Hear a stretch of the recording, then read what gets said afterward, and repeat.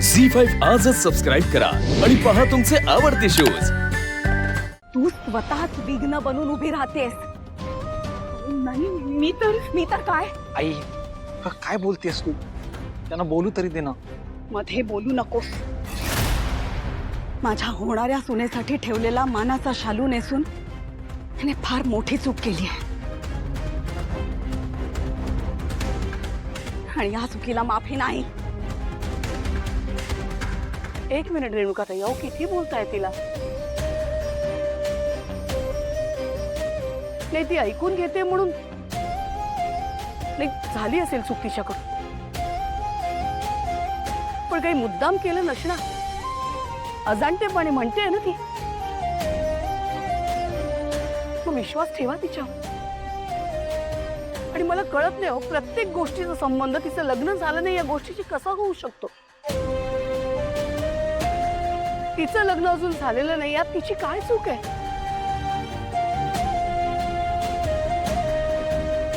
अहो लग्न झालं म्हणजेच आयुष्य पूर्ण झालं असं असतं का? असं वाटतं तुम्हाला?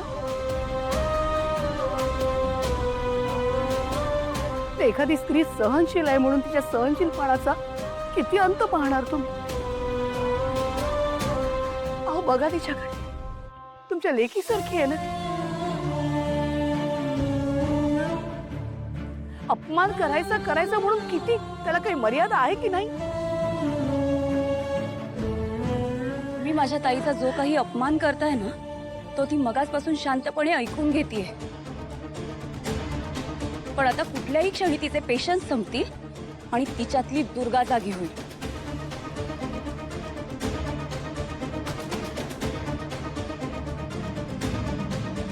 मग त्यानंतर जे काही होईल ना ते तुम्हाला झेपणार नाही।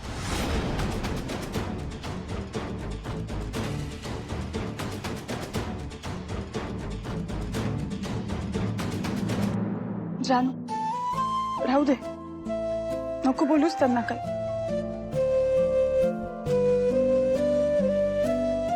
मला माफ करा, मी तुमची माफी मागते। खरंच माझ्याकडून खूप मोठी चूक झाली,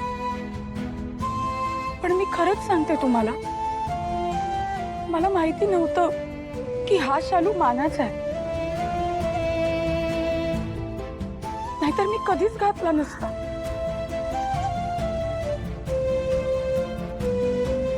प्लीज तुम्ही माझ्यावर अशा रागवू नका।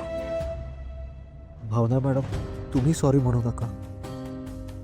मला माहिती आहे देवीने नक्कीच हे मला संकेत देण्यासाठी घडवून आणले। मग ताबडतोब जा आणि आत्ताच्या आत्ता हा शालू बदलून ये।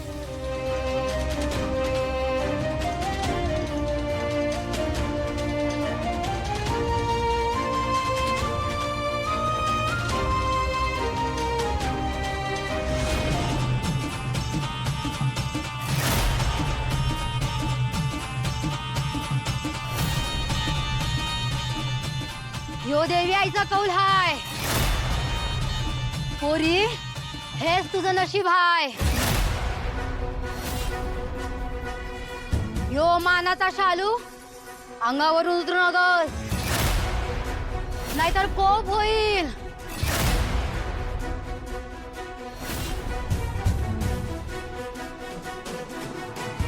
असं करू नकोस। अहो पण हा मानाचा शालू मी माझ्या होणाऱ्या सुनेसाठी ठेवलाय। देवी आईचं समजा काय ठरलेलं हाय, असं केलं तर अनर्थ होईल।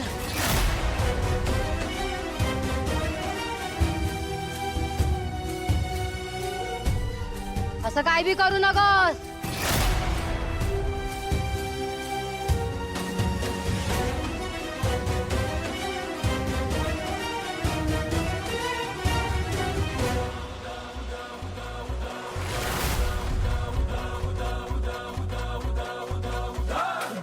बाबाई निर्दाळून निखळते, बाबाई निर्दाळून निखळते, बाबाई निर्दाळून निखळते।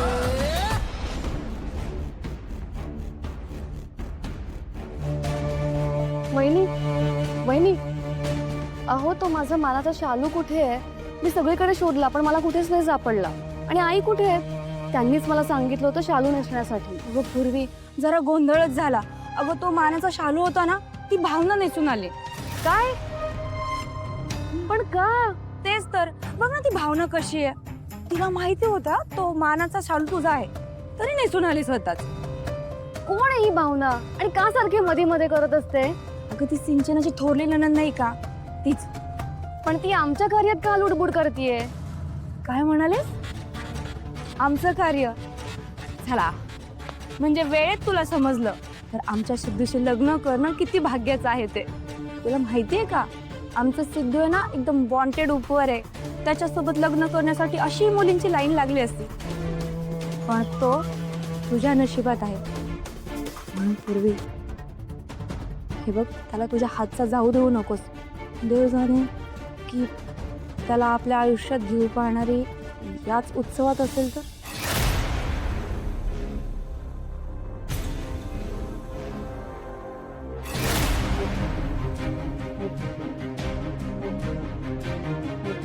या म्हणतात तसं खरंच काही झालं तर?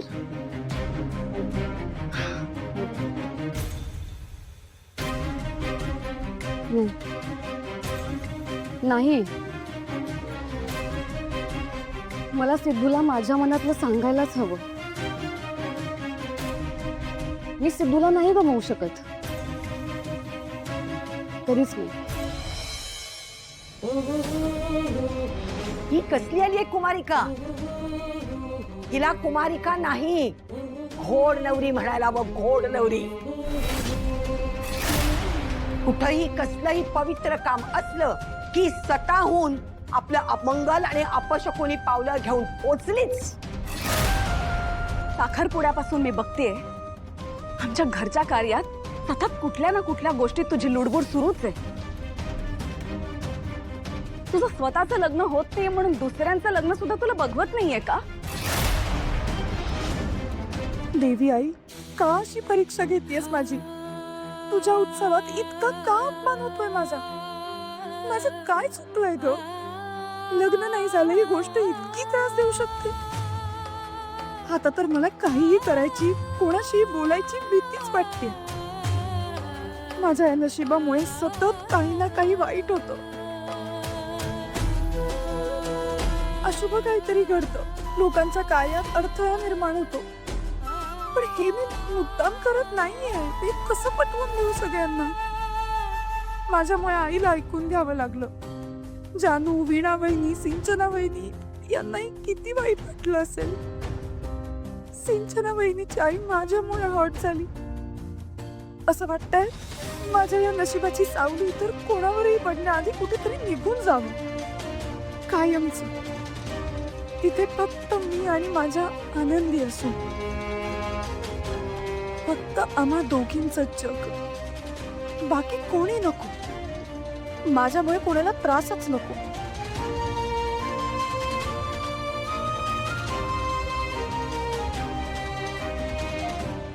झी 5 आजच सबस्क्राईब करा आणि पहा तुमचे आवडते शोज